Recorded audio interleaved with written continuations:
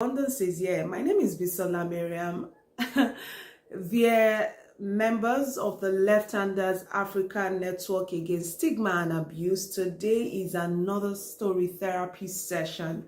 And I think I'm super excited. Why? Because we're kicking off a 60-day series on my mailing list where I will be sharing with you my trauma, my pain, my challenges in the last, 12 months and how God has helped me thus far. So I will be sharing those powerful stories, not because I want to put myself out there, but because I know that there are people who might be struggling, who are in the same situation I found myself, and who do not have the clarity as to what to do to move beyond the toxicity they find themselves in their marriage or relationship or family relationship or any kind of relationship whatsoever.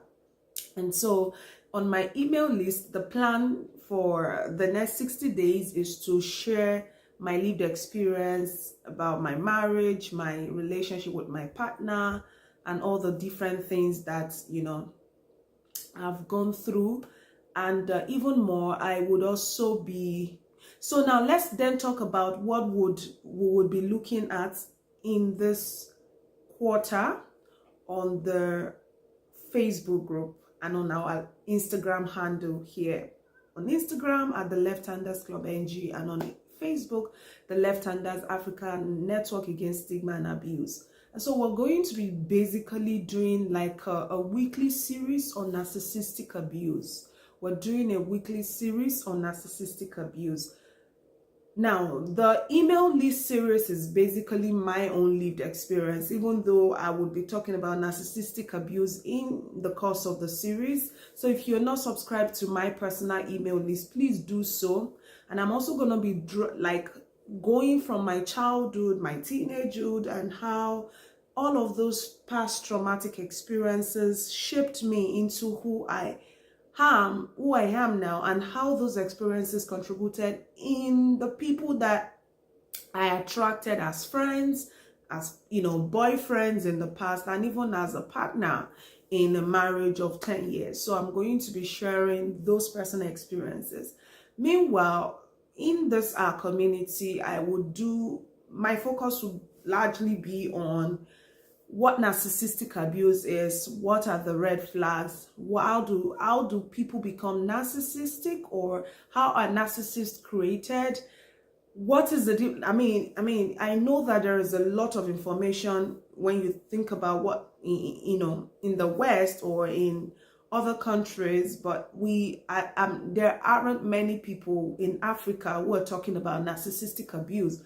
And so it is very important that we talk about this, especially the ways in which African families are structured. And it's also important to stress that the way narcissists are created or are made in Africa or in African families is not the way narcissists are made. It's not exactly the way narcissists are made in Western families.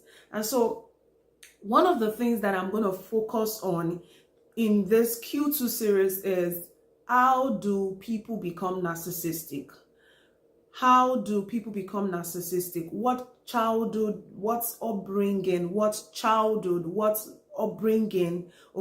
maternal or paternal kind of upbringing or caregiving contributes to creating narcissistic people. And in addition to that, I won't just talk about narcissism. I'll talk about codependency. I'll talk about people who have the tendency to become people pleasers or empathetic people.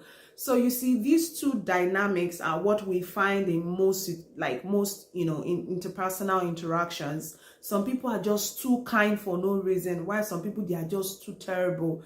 Well, maybe the word is not terrible, they are just too toxic, okay? And so it is important that we know how do people become too kind and how do people become too unkind.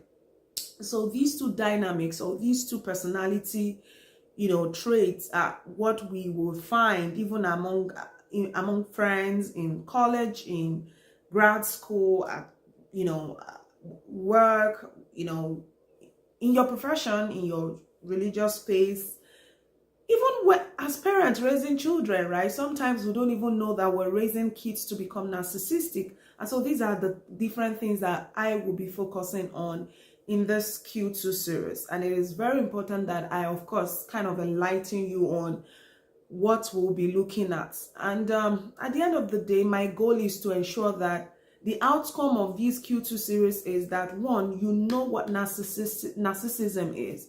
You know what makes people become narcissistic. You know how they are created, how the society, engenders narcissism. You know what makes what circumstances make African men to become narcissistic, or what circumstances make African women to become narcissistic, and what role does the media, social media, for instance, play in all of this? What role does the church play? What role does religion play? These are the different things that I would be talking about.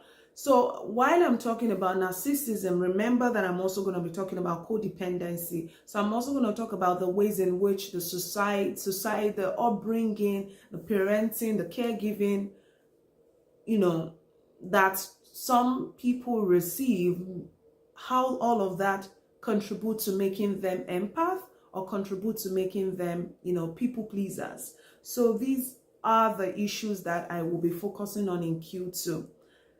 And I cannot wait to start this amazing series, because I know it's going to be loaded, it's going to be fun, it's going to be amazing, and I cannot wait. Thank you so much for listening. And if you have questions, make sure you leave comments below. We are building our website, theleft-africa.org. We are building our website, www.theleft-africa.org. And I cannot wait. We're building a powerful website where you will see all of the amazing works we've done in the past, all of the amazing works we're doing right now, and all of the amazing works that we hope to do in the future.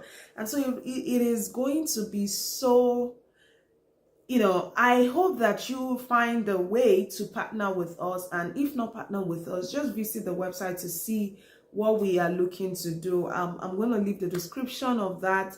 Of course, you find the description of that, below or somewhere on this video. But most importantly, I encourage you to not just watch these content in this series.